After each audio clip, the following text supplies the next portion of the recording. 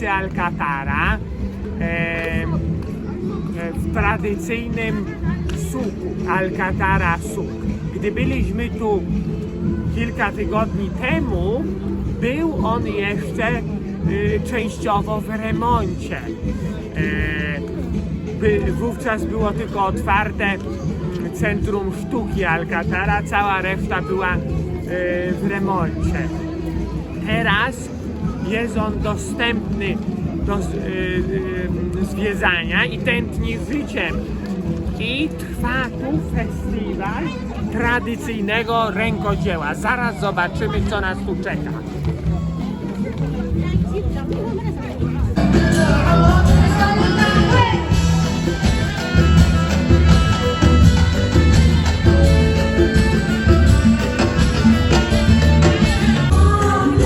A oto sam Alcatara Suk. No i składa się z takich tradycyjnych bud i każda buda coś sprzedaje tradycyjnego. Buda akurat pan ogłasza się jako tradycyjne słodycze, choć sprzedaje głównie orzechy. Ale smaczne to trochę kupimy sobie.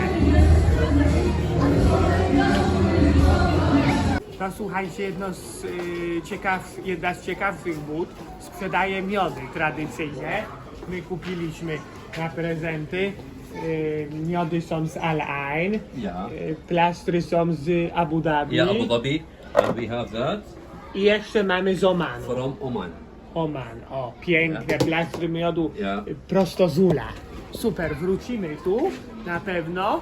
Te wszystkie budy niestety są pozamykane, bo jest już późnowo 11. My dość spontanicznie tu przyjechaliśmy, ale jest to czynne cały tydzień. Są tu też tradycyjne tańce, muzyka, także wrócimy tu wkrótce dla Was, żeby zdać szerszą relację z tego miejsca. Welcome. Dzisiaj znowu jesteśmy na tradycyjnym suku Alcatara. Niestety przez ostatnie 2 tygodnie nie nadawaliśmy, gdyż dranie antyszczepionkowcy i propagandziści zarazili nas wirusem i byliśmy chorzy. Ale już wyzdrowieliśmy i kontynuujemy zwiedzanie tego cudownego miejsca. Dzisiaj jest ostatni dzień, jak targi tradycyjnego rękodzieła są dostępne dla zwiedzających.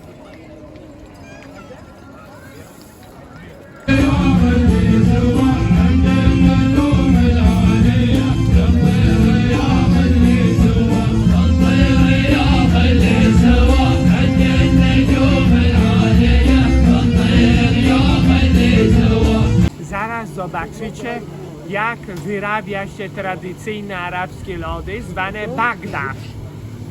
Pan zaprezentuje.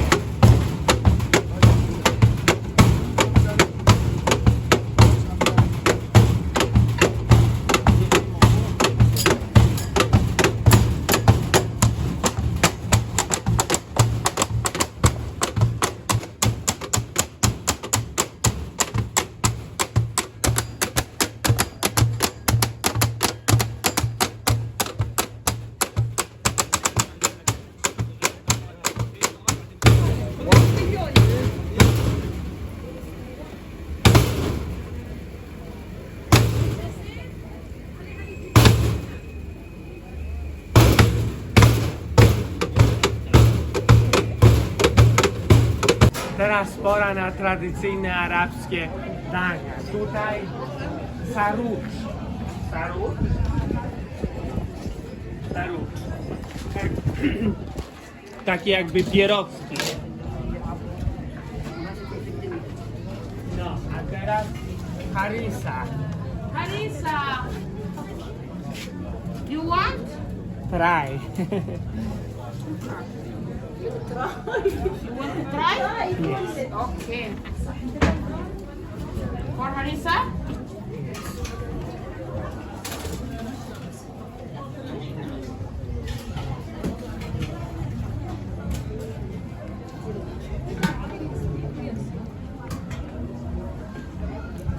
Jak smakuje? Ciecierzyca Gemat? chyba. واحد الجماعة. Niedobre, wiecie? Jak hummus? Ale gorące, Salata. gotowane. Salata? Jakimś jakby mięsem. Niedobre. Martina Busała. Na tradycyjnym targu nie mogło oczywiście zabraknąć matbasy.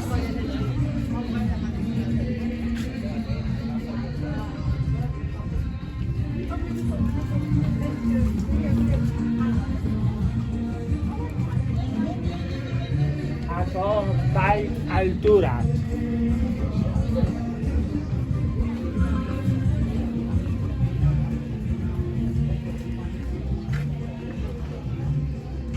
Jesteśmy w części targu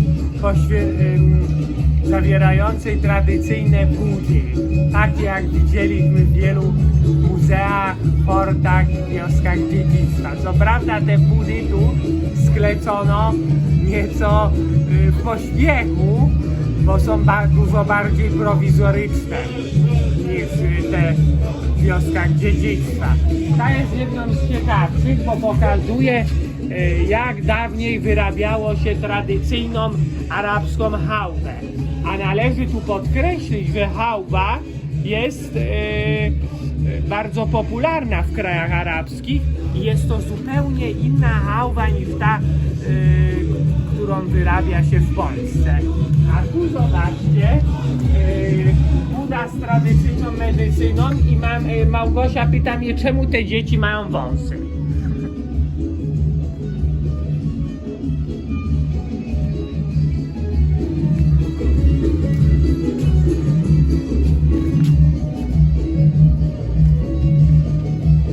Teraz jesteśmy w części zwanej Abu Dhabi Register of Artisans, która pokazuje, jak kobiety arabskie wykonują tradycyjne rękodzieło. O, tu można podglądnąć.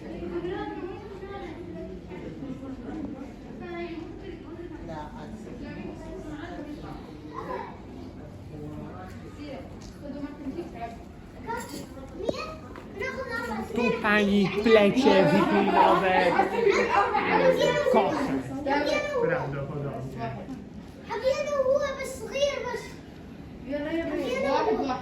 Jak musi być zręczna, że tak ładnie wyplata, prawda? Teraz pora na budy poświęcone tradycyjnym strojom. Chciałem Małgosi kupić taką sukienczynę, ale Małgosia się nie zgodziła.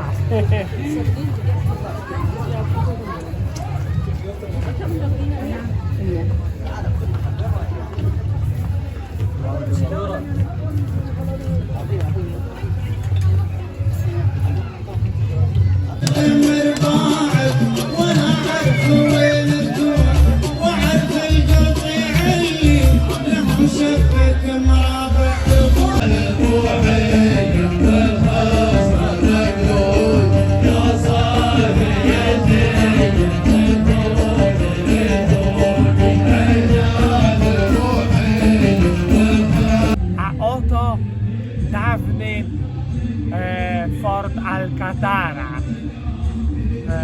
tradycyjny fort wzniesiony z ziemi, który zwiedziliśmy jakiś miesiąc temu. Teraz w trakcie festiwalu został bardzo ładnie podświetlony.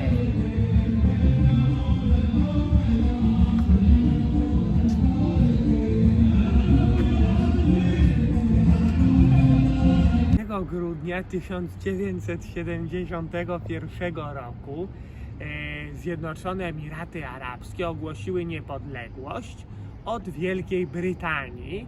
Były wówczas Unią 6 Emiratów. Rok później, czyli w 1972, do Unii dołączył Emirat Ras Al Khaimah. No i z tej okazji organizowany jest doroczny festiwal Szejka Zajeda, który ma miejsce w dzielnicy Al-Wadba w Abu Dhabi. I dziś przyjechaliśmy tutaj, żeby zobaczyć, jak to wygląda.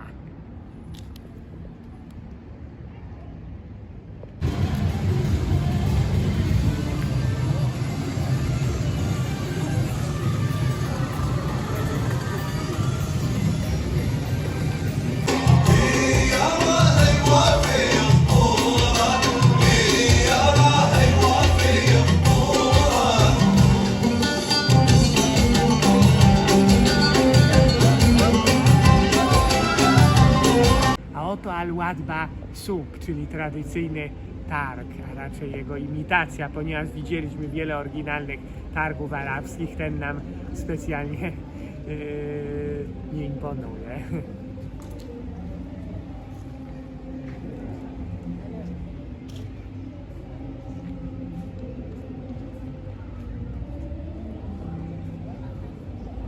Zobaczcie, tutaj są 3 budy Sokotry. To cudowna wyspa, na której rosną smocze drzewa, drzewa butelkowe, smocze zresztą też, należąca do Jemenu. I tam jest względnie bezpiecznie, tam turyści jeżdżą. Chcieliśmy tam pojechać w kwietniu, ale niestety był tylko jeden samolot na tydzień z Abu Dhabi i to o 10 rano, a ja bym nie wstał na taką godzinę, wiecie, bo ja wstaję około 3 po południu najwcześniej, no i nie pojechaliśmy, ale może w przyszłym roku będzie później samolot i wtedy może pojedziemy, bo Sokotra jest cudowną wyspą, nie ma tam żadnej cywilizacji. No i tu panie sprzedają różne wyroby, głównie oparte o kadzidło, trochę takiego rękodzieła, gliniane dzbanuszki, w którym się obok kadzidło wypala. Tutaj jest coś, co można nałożyć na twarz jako maska dla kobiet. No i troszkę też kosze witrinowe, zobaczcie, kosze witrinowe, też Sokotry. I te panie tutaj są Sokotry.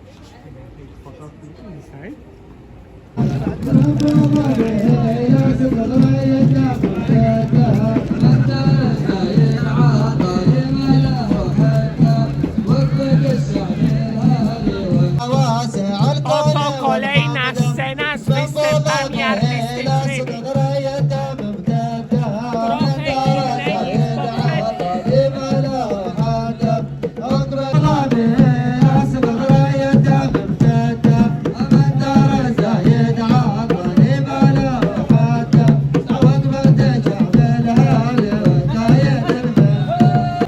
Festiwal Szejka Zajeda prezentuje również stanowiska z różnych krajów świata, trochę jak Expo.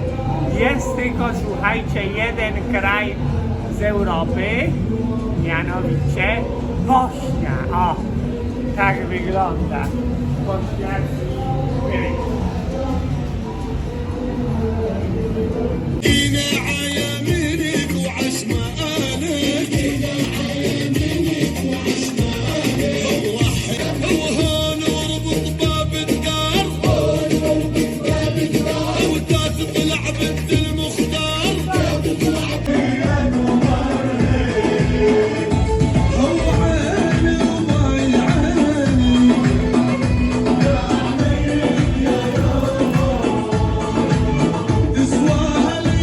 Teraz pora na kolejną krainę geograficzną, mianowicie Lewant. Lewant to historyczna kraina rozciągająca się od Morza Śródziemnego do Zatoki Perskiej, obejmująca takie kraje współcześnie jak Palestyna, Liban, Syria czy Irak. Teraz przechodzimy do części poświęconej Afryce. Afryka jest jedną z naszych ulubionych części świata, także ciekawi jesteśmy, co tu nas czeka.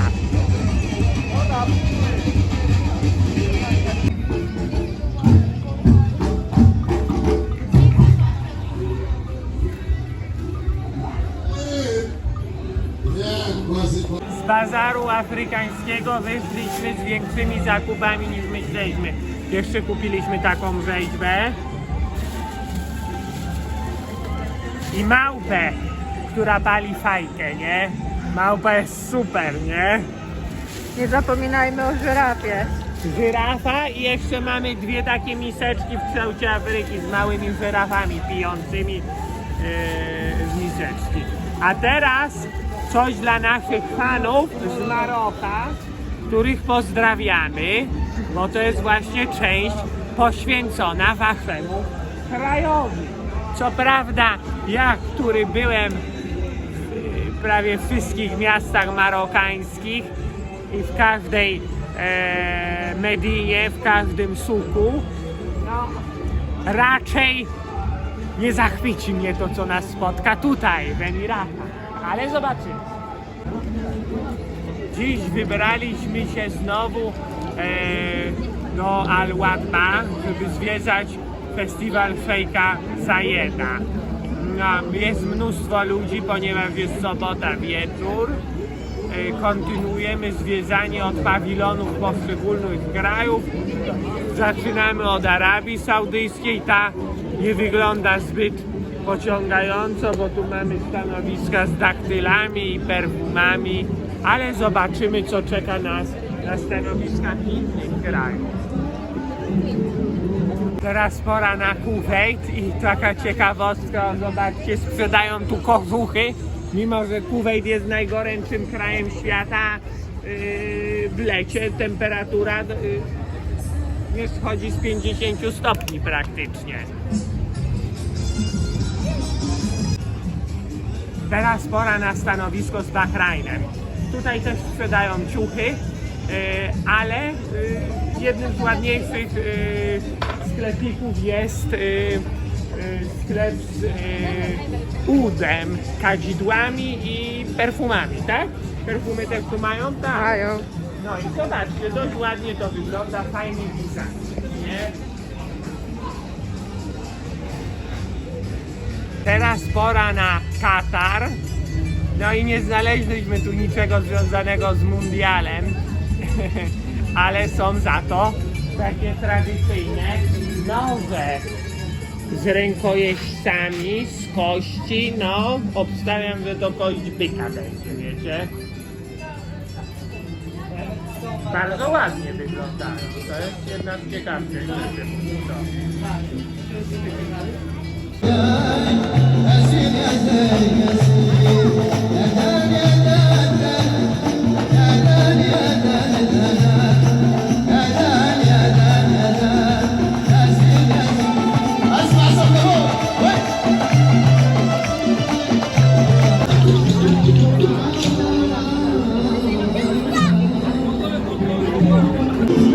Zobaczcie, wydają też tradycyjne kangary.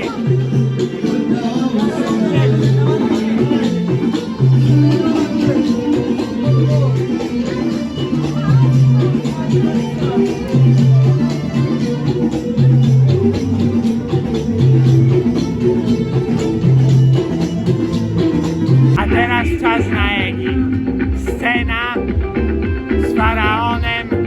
Przed wami scena z faraonem z gipsu, a za nim piramida z tektury.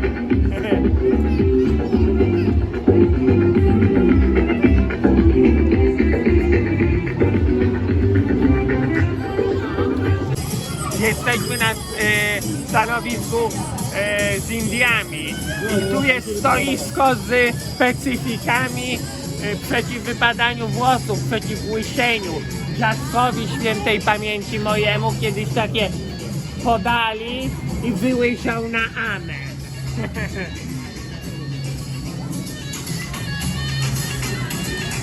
A teraz pora na stanowisko z naszym ulubionym krajem, Turcją. Pozdrawiamy wszystkich naszych fanów z Turcji.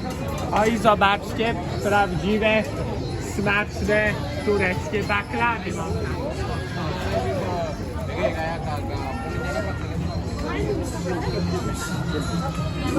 Naszą ulubioną ulicą jest oczywiście Wall Street, ale tutaj mamy Selfie Street.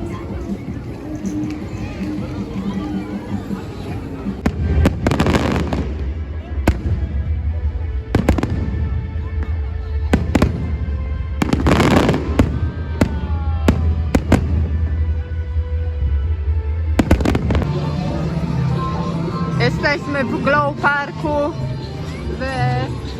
na festiwalu Szejka Zajeda. Nie jest jakoś imponujący ten Glow Park. W Dubaju widzieliśmy zdecydowanie lepszy. Chociaż te drzewa są całkiem fajne.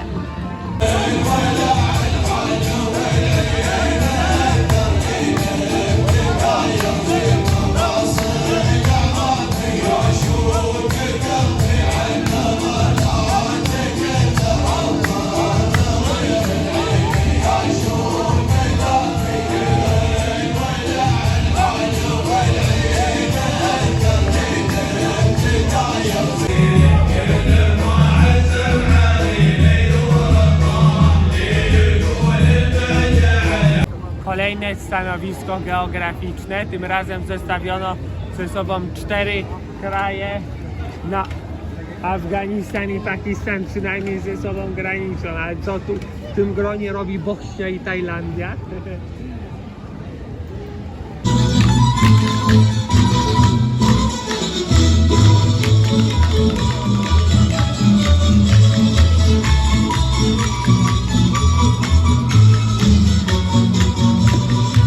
No, jedną z największych atrakcji tego stanowiska jest Buda ze specyfikami na porost włosów, tak jak w części poświęconej Indiom.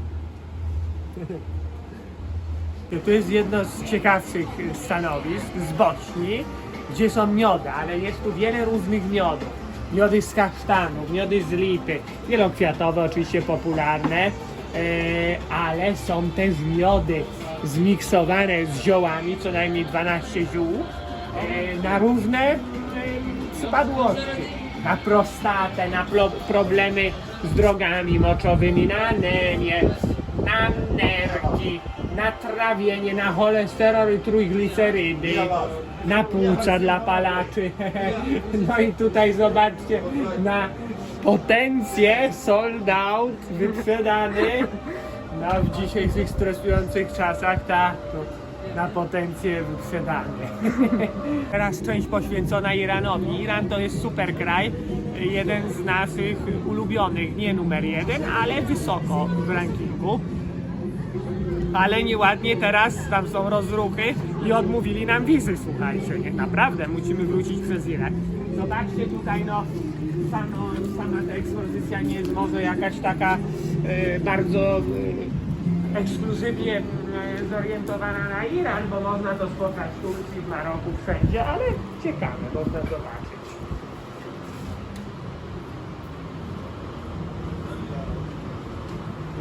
Oto Chiny, a jak Chiny to podróbki. Zobaczcie, Louis Vuittony, Gucci i tak dalej, nie? Co ty, to oryginał. No jeszcze. No.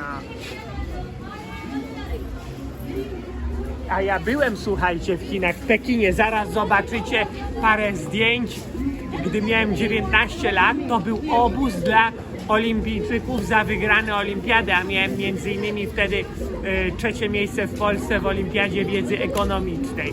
No i płaciło się bardzo niewiele, z 1000 zł za tygodniowy wyjazd do Pekinu. Miałem wtedy 19 lat, byłem po maturze i było to w 2009 roku, tuż po zakończeniu wielkiego krachu i wielkiego kryzysu finansowego, chociaż ten jeszcze trwał wtedy, bo to był drugi kwartał 2009, czerwiec 2009. W Chinach było wtedy 30 parę stopni, a we Wrocławiu wiecie ile w czerwcu? 8 w dzień. Niestety Uzbekistan zamknięta. Szkoda, bo Uzbekistan jest jednym z najciekawszych krajów świata, który bardzo chcielibyśmy kiedyś zwiedzić.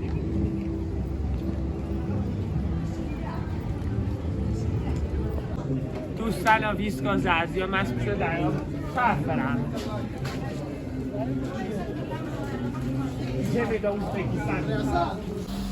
Jesteśmy w warsztacie Al-Ain i dokonujemy drugiej i ostatniej wymiany oleju. Zobaczcie, mamy pojemniczki, buteleczki z olejem, około litrowe, trzeba ich około 8, dlatego że wymiany oleju potrzeba w ilości 7,6 litra.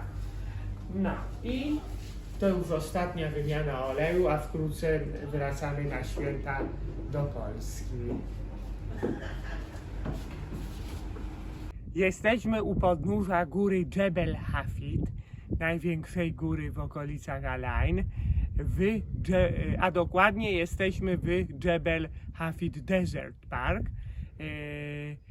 i za mną możecie ujrzeć cudowne grobowce w kształcie uli z czasów neolitycznych.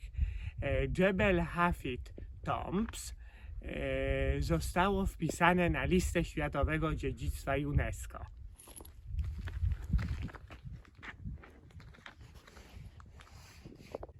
Byliśmy tu wcześniej, kilka miesięcy temu, ale mieliśmy pecha, bo nam zaszło każdorazowo słońce. Zobaczcie, za nami jest góra Jebel Hafid i słońce tu zachodzi dużo wcześniej. Cień pada na grobowce i dobrych zdjęć nie można zrobić. Jest dopiero 2:20 po południu, a już słońce za chwilę schowa się tutaj za górę. O, zobaczcie grobowce jak ładnie oświetlone, ale już za jakieś kilkanaście minut będzie tu mrok.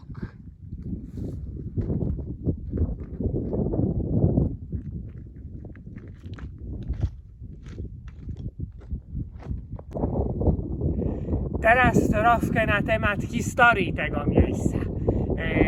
Grobowce te liczą sobie nawet 5000 lat, dlatego że wzniesiono je między rokiem 3000 a 2500 przed naszą erą. Grobowce te służyły oczywiście do pochówku zmarłych. Grzebano tu 2 do 5 osób.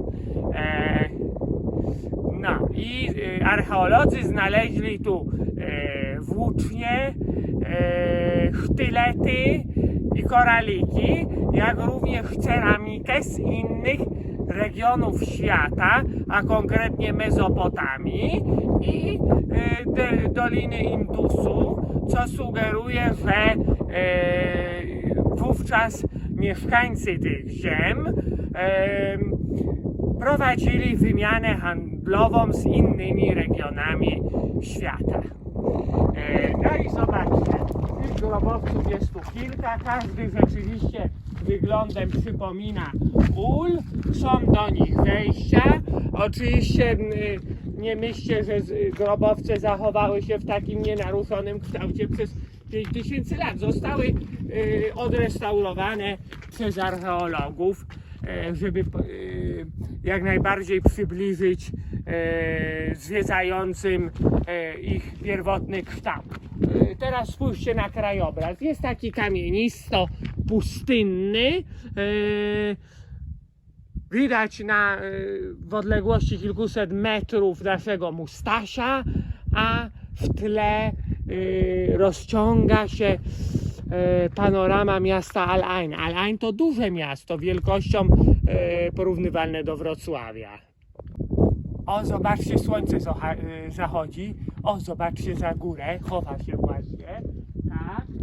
I zobaczcie, jak to wygląda od strony fotografa. To nieszczęście fotografa, bo ten pierwszy jest już w półmroku, ten pierwszy grobowiec, natomiast następne jeszcze są ładnie oświetlone, ale za chwilę, za dosłownie parę minut już będą w mroku. Na szczęście my zdążyliśmy zrobić wszystkie zdjęcia. Grobowców podróża Jebel Hafid jest całkiem sporo. Nie wszystkie z nich zostały odrestaurowane. W okolicy jest wiele nieodrestaurowanych grobowców. Oto zaraz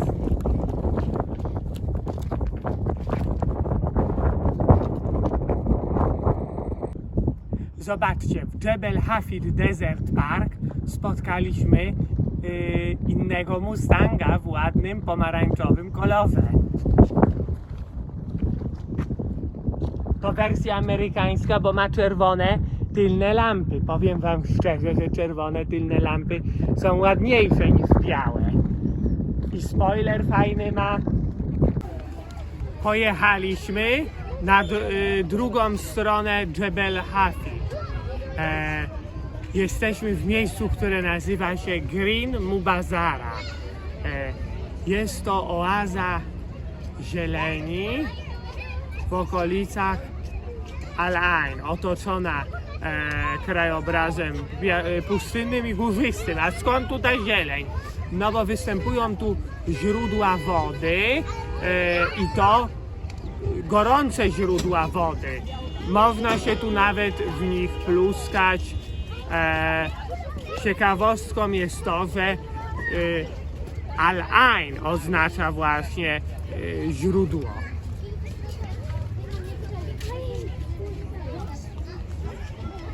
A z drugiej strony jest sztuczne jeziorko z fontanną, troszkę przypominającą mi fontannę w Genewie, chociaż jak to się mówi, prawie robi wielką różnicę.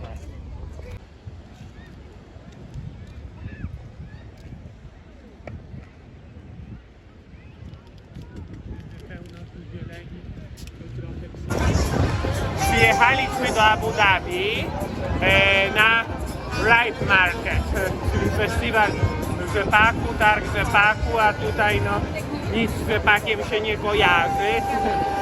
No bardzo słaby jest to event. Jakąś muzykę facet gra na saksofonie, można tu posłuchać.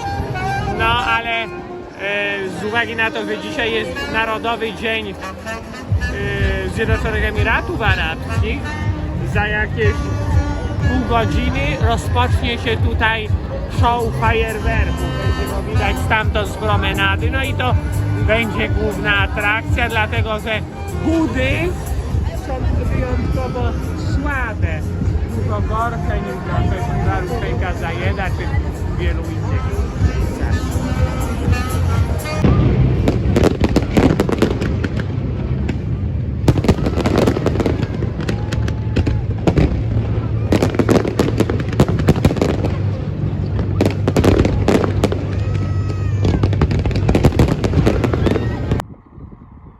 Jesteśmy nad Słonym Jeziorem w Abu Dhabi. Jest ono bardzo przereklamowane. Na zdjęciach wyglądało dużo lepiej.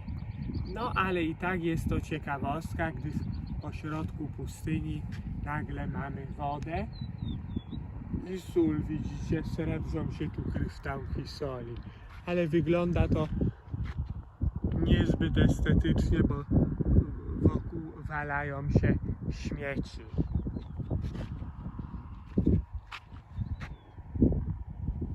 Teraz chciałbym zwrócić Waszą uwagę na różowawy odcień jeziora. Spójrzcie, jak to wygląda.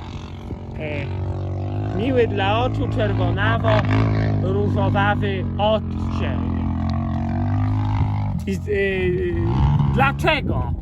Otóż odpowiedź jest prosta. Występują tu konkretne algi, które nazywają się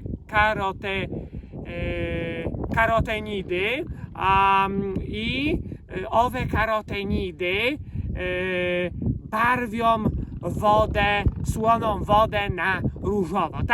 Takie samo zjawisko występuje w większości tego typu jezior świata. Ja byłem dotychczas w Senegalu. Lac Rose, czyli różowe jezioro, leży koło Dakaru i również jest słone i ma różowy odcień. Spójrzcie na ten krajobraz rodem z Mad Maxa. Opona do samochodu ciężarowego, cała oblepiona solą. Jest tu takich opon kilka. Nie ma się co temu dziwić, dlatego że droga dojazdowa do Słonego Jeziora, jak widać, pozostawia wiele do życzenia.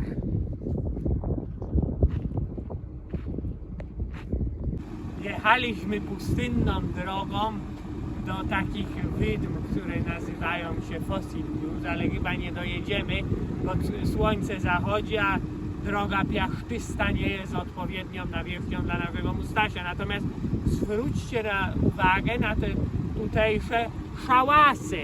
Kto by pomyślał, że jeszcze Beduini żyją w takich miejscach w Zjednoczonych Emiratach Arabskich, w jednym z najbogatszych krajów świata. To nomadzi, czyli tacy Beduini są nomadami, tak? Czyli nomadzi to ludzie, którzy żyją, przemieszczając się z miejsca na miejsce, żyjąc w tymczasowych szałasach bądź takich domostwach skleconych prowizorycznie na okres tymczasowy. Tutaj są już opuszczone przez ludzi tymczasowe miejsca zamieszkania, tymczasowe domostwa. Przypomina mi to, słuchajcie, krajobraz, jaki widywałem na co dzień w Islamskiej Republice Mauretanii. Tam bardzo spora część populacji jeszcze żyje w tego typu miejscach.